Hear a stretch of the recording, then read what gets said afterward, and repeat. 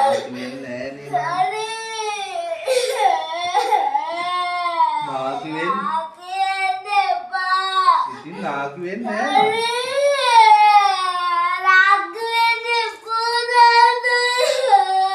නාකි වෙන්නේ නෑ තාත්ති.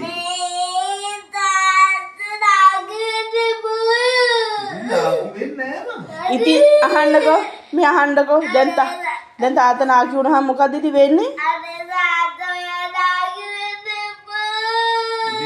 ඔය පොඩ්ඩක් කෙස් ටිකක් ඉදලා විතරයි තියෙන්නේ.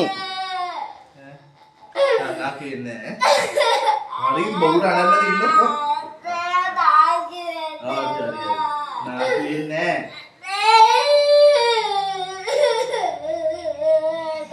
මේ අහන්නකෝ දැන් ඉතින් තාත්තා නාකි වුණාම මොකද ඉතින් වෙන්නේ? තාත්තා මේ ඉන්නවත් එක්ක ඒකනේ.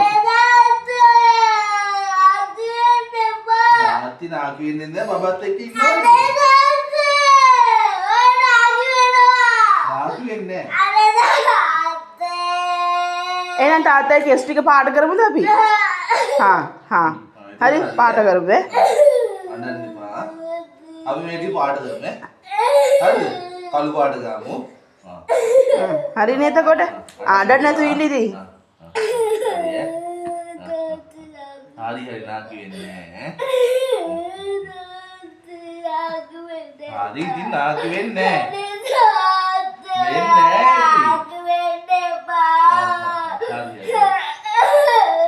අපි කළු කරමු මේ ටික.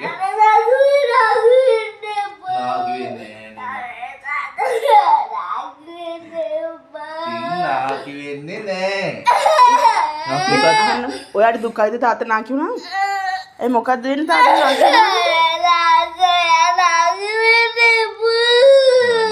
හරියන්නේ මන් නාකි